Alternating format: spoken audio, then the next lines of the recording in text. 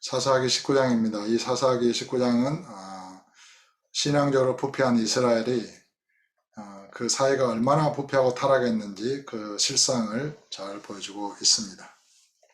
1절입니다. 이스라엘의 왕이 없을 그때에 에브라임 삼지 구석에 거류하는 어떤 레위 사람이 유다 베들레헴에서 첩을 맞이하였더니 그 첩이 행음하고 남편을 떠나 유다 베들레헴 그의 아버지의 집에 돌아가서 거기서 넉 달 동안을 지내며 그의 남편이 그 여자에게 다정하게 말하고 그를 데려오고자 하여 하인 한 사람과 나귀 2마리를 데리고 그에게로 가매 여자가 그를 인도하여 아버지의 집에 들어가니 그 여자의 아버지가 그를 보고 기뻐하니라.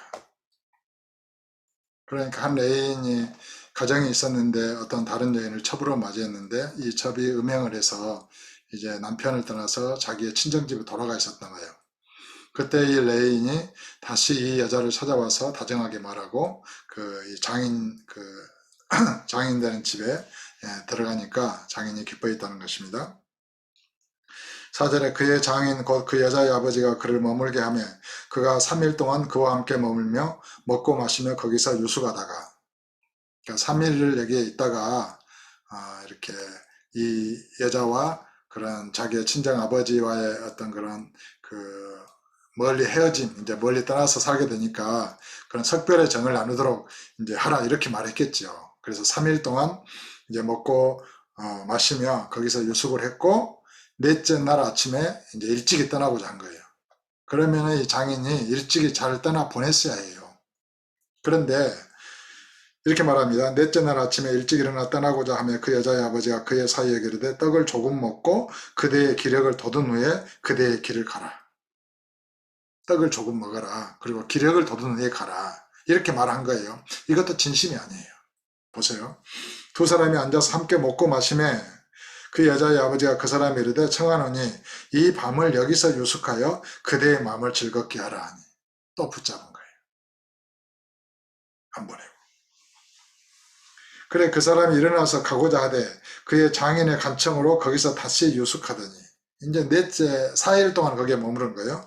다섯째 날 아침에 일찍 일어나 떠나고자 하며 그 여자의 아버지가 이르되 청하노니 그대의 기력을 돋우고 해가 기울도록 머물라 하므로 두 사람이 함께 먹고 이때 아침에 아침에 일찍이 먼 길을 가도록 이 여자의 아버지가 장인이 허락을 했어야 해요. 그런데 어떤 이유에선지 이 아버지는 자기의 딸을 사이와 함께 잘 보내려고 하지 않아요. 거기에서 사단이 난 것입니다. 그래서 다섯째 날 아침에 이제 일찍 가려니까 기력을 돋우고 해가 기울도록 머물라. 두 사람이 함께 먹고 그 사람이 첩과 하인과 더불어 일어나 떠나고자 하며 그의 장인과 여자의 아버지가 그에게 이르되 보라 이제 날이 저물어 가니 청하건대 이 밤도 유숙하라. 보라 해가 기울었느니라. 참. 그러니까 그대는 여기서 유숙하되 그대의 마음을 즐겁게 하고 내일 일찍이 그대의 길을 가서 그대의 집으로 돌아가라 하니 그 사람이 다시 밤을 지내고자 하지 아니하여 일어나서 떠나 여부스 맞은편에 이르렀으니 그러니까 먼 길을 가니까 아침 일찍이 밝을 때 가야 되거든요. 낮에 가야 되거든요. 근데 해가 저물어가는 그 오후에 이제 먼 길을 떠나도록 한 거예요. 이것이 첫째로 이 여자의 아버지가 잘못된 마음을 이렇게 가졌다는 것을 짐작하게 합니다. 결국에는 이 여자는 밤중에 엉뚱한 그런 지방에서 유숙하다가 죽임을 당해요. 그러니까 저와 여러분은 어떤 일을 행하고 또 결정할 때 성령의 인도하심을 따라서 행해야 되는 것입니다. 자기 인간적인 마음으로 떨어지기 싫어가지고 하루하루 연장하는 것이 무슨 소용이 있겠어요. 아침에 일찍이 보냈어야 하는데 이 여자의 아버지가 붙들고 떡을 먹고 술을 마시고 그랬겠죠. 그래가지고 사정아무로 인해가지고 이게 오후 늦게 이제 출발을 했단 말이죠. 그래 밤중에 이 자기 딸이 비극을 맞는 거예요. 우리가 그런 인생을 살다가 어떤 길을 가거나 또 어떤 친구를 만나거나 그럴 때 이런 시간의 관리, 이거 굉장히 중요한 것입니다. 우리는 성령의 인도를 따라서 늘 이렇게 민감하게 결정해야 될 줄로 믿습니다. 그래 10절에 그 사람이 다시 밤을 지내고자 하지 아니하여 일어나서 떠나 여부스 맞은편에 이르렀으니 여부스는 곧 예루살렘이라. 얀장지운 낙이 2마리와 첩이 그와 함께하였더라. 그들이 여부스에 가까이 갔을 때 해가 지려 하는지라. 종이 주인에게 이르되 청하건대 우리가 돌이켜 여부스 사람의 이 성읍에 들어가서 유숙하십시다 하니 주인이 그에게 이르되 우리가 돌이켜 이스라엘 자손에게 속하지 아니한 이방 사람의 성읍으로 들어갈 것이 아니니 기브아로 나아가리라 하고 또 그 종에게 이르되 우리가 기브아나 라마 중 한 곳에 가서 거기서 유숙하자 하고 모두 앞으로 나아가더니 베냐민에 속한 기브아에 가까이 이르러 해가 진지라. 기브아에 가서 유숙하려고 거리로 돌아 들어가서 성읍 넓은 거리에 앉아 있으나 그를 집으로 영접하여 유숙하게 하는 자가 없었더라. 저녁 때에 한 노인이 밭에서 일하다가 돌아오니 그 사람은 본래 에브라임 산지 사람으로서 기브아에 거류하는 자요 그곳 사람들은 베냐민 자손이더라. 노인이 눈을 들어 성읍 넓은 거리에 나그네가 있는 것을 본지라. 노인이 묻되 그대는 어디로 가며 어디서 왔느냐 하니 그가 그에게 이르되 우리는 유다 베들레헴에서 에브라임 산지 구석으로 가나이다. 나는 그곳 사람으로서 유다 베들레헴에 갔다가 이제 여호와의 집으로 가는 중인데 나를 자기 집으로 영접하는 사람이 없나이다. 우리에게는 나귀들에게 먹일 집과 여물이 있고 나와 당신의 요정과 당신의 종인 우리들과 함께한 청년에게 먹을 양식과 포도주가 있어 무엇이든지 부족함이 없나이다 하느니라. 그 노인이 이르되 그대는 안심하라. 그대의 쓸 것은 모두 내가 담당할 것이니 거리에서는 유숙하지 말라 하고 그를 데리고 자기 집에 들어가서 나귀에게 먹이니 그들이 발을 씻고 먹고 마시니라. 그들이 마음을 즐겁게 할 때 그 성읍의 불량배들이 그 집을 에워싸고 문을 두들기며 집 주인 노인에게 말하여 이르되 내 집에 들어온 사람을 끌어내라. 우리가 그와 관계하리라 하니 집주인 그 사람이 그들에게로 나와서 이르되 아니라 내 형제들아 청하노니 이 같은 악행을 저지르지 말라. 이 사람이 내 집에 들어왔으니 이런 망령된 일을 행하지 말라. 보라 여기 내 처녀 딸과 이 사람의 첩이 있은즉 내가 그들을 끌어내리니 너희가 그들을 욕보이든지 너희 눈에 좋은 대로 행하되 오직 이 사람에게는 이런 망령된 일을 행하지 말라 하나. 이 성읍이 얼마나 타락했는지 우리는 이 몇 마디의 글 속에서 알 수 있습니다. 이 불량배들이 이 레인을 끌어내고자 하는 것은 동성애와 관련된 것으로 보여집니다. 왜냐하면 그 노인이 말하기를 자기에게 처녀 딸이 있고 또 이 여자의 첩이 있으니까 이들에게 욕보일전정 이 사람에게는 손대지 말라 이러잖아요. 그게 동성애와 관련됐다라고 우리가 추측하는 것입니다. 그런데 이제 25절에 그 무리가 듣지 아니하므로 그 사람이 자기 첩을 붙잡아 그들에게로 밖으로 끌어내매 그들이 그 여자와 관계하였고 밤새도록 그 여자를 능욕하다가 새벽 미명에 놓은지라. 동틀 때 여인이 자기의 주인이 있는 그 사람의 집 문에 이르러 엎드러져 발길까지 거기 엎드러져 있더라. 그의 주인이 일찍 일어나 집 문을 열고 떠나고자 하더니 그 여인이 집 문에 엎드러져 있고 그의 두 손이 문지방에 있는 것을 보고 그에게 이르되 일어나라 우리가 떠나가자 하나 아무 대답이 없는지라. 이에 그의 시체를 나귀에 싣고 행하여 자기 곳에 돌아가서 여자가 그 밤에 죽임을 당한 거예요. 죽은 거예요. 이 여자의 아버지는 자기의 딸이 밤중에 이렇게 죽을 줄을 몰랐겠죠. 좀 더 아침 일찍에 보냈으면은 이 베냐민이 사는 기브아 지방에서 머물지 않았을 거예요. 그러니까 내가 여행을 가거나 어디를 갈 때에도 성령의 인도를 따라서 성령께 묻고 성령님과 함께 동행하는 삶을 살아야 하는 것입니다. 누구를 만나고 또 누구와 대화를 하고 이런 것들이 그 일생의 삶에 큰 영향을 미치는 것입니다. 29절에 그 집에 이르러서는 이제 레인이 그 여자를 이렇게 시체를 나귀에 싣고 가가지고 자기 집에 이르러서는 칼을 가지고 자기 첩의 시체를 거두어 그 마디를 찍어 12덩이에 나누고 그것을 이스라엘 사방에 두루 보내매 시체를 12개로 쪼갠 거예요. 그래가지고 12지파에게 보냈어요. 그것을 보는 자가 다 이르러 이스라엘 자손이 애굽 땅에서 올라온 날부터 오늘까지 이런 일은 일어나지도 아니하였고 보지도 못하였도다. 이 일을 생각하고 상의한 후에 말하자 하니라. 그래서 이 다음에 20장에서는 이런 베냐민 지파가 도륙을 당해요.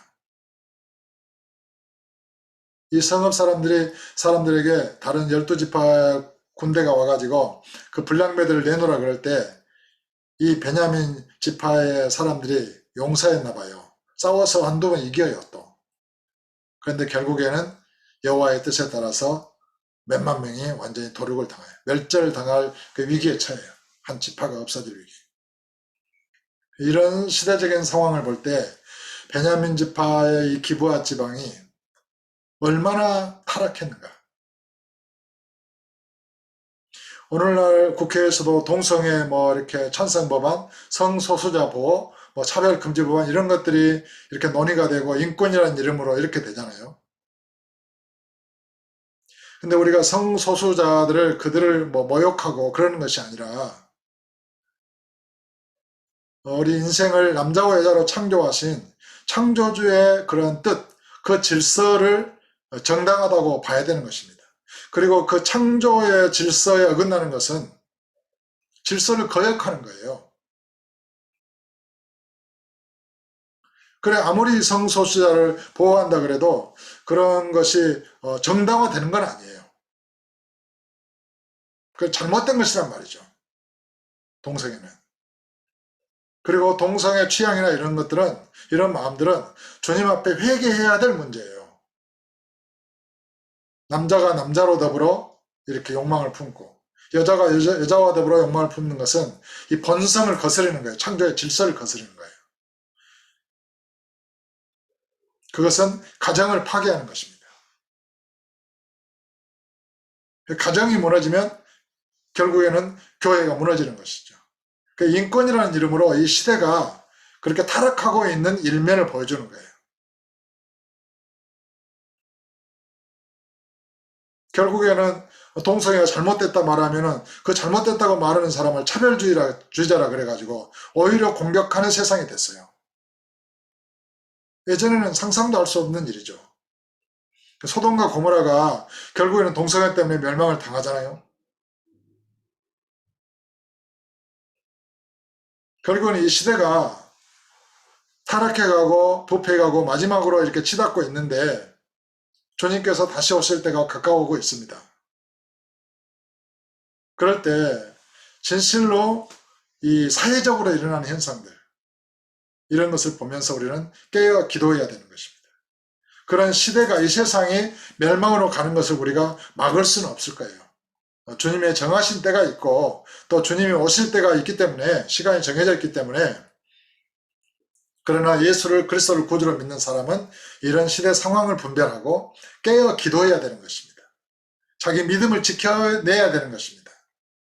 그런데 마음을 세상에 빼앗기고 주식을 한다든가 그러면 온통 마음이 주식에 출렁거림에 마음이 출렁거리는 거예요. 그걸 주님께서 기뻐하시겠어요? 주식을 하더라도 그것을 다스려야 되는 것입니다.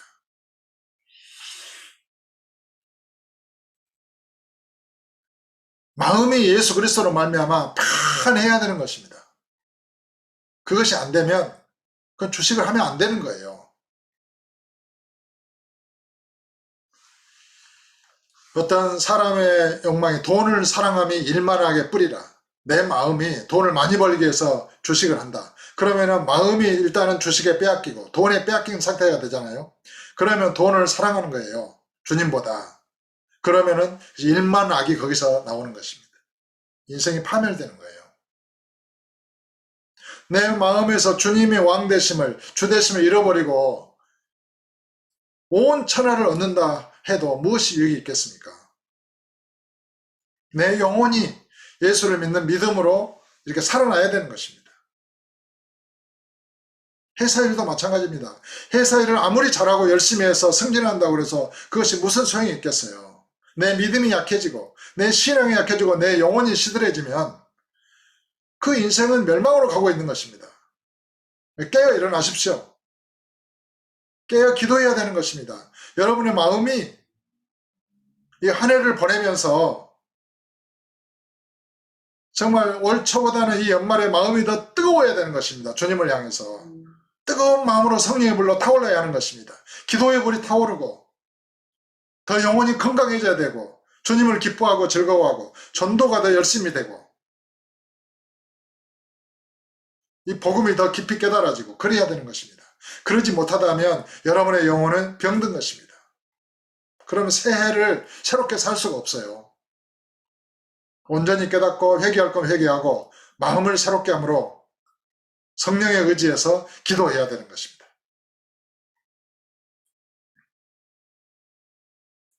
시대가 부패해가고 세상이 약해져 갈수록 너무너무 세상이 약해져 가고 있어요. 너무너무 이 시대가 부패해져 가고 있어요. 종교 혼합주의, 뭐 불교와 종교 간의 대화라 그래가지고 카톨릭이나 이런 뭐 개신교가 서로 연합해서 예배하고 평화를 외치고 인권을 외치고 하지만은 주님에 대한 순수한 믿음과 마음은 잃어버리고 있는 것입니다. 여러분은 어떻습니까? 여러분의 마음이 점점 더 순결해지고 거룩해지고 뜨거워지고 사랑으로 충만해져 가고 있습니까? 여러분의 영혼이 더욱더 주님을 향하여 주님 다시 오실 주님을 기다리는 마음으로 간절해지고 있습니까? 그렇지 못하다면 그 심령은 병든 것입니다. 일어나십시오. 회개하고 기도하십시오. 은혜를 구하십시오. 그래서 이 한 주간 날마다 한 해를 돌아보고 새해를 맞이할 비전을 꿈꾸면서 기도하여 새해에는 정말 새로운 믿음으로 주님의 영광을 보고 영광을 나타내고 선포하는 빛나는 그런 삶이 펼쳐지기를 예수 이름으로 축복합니다.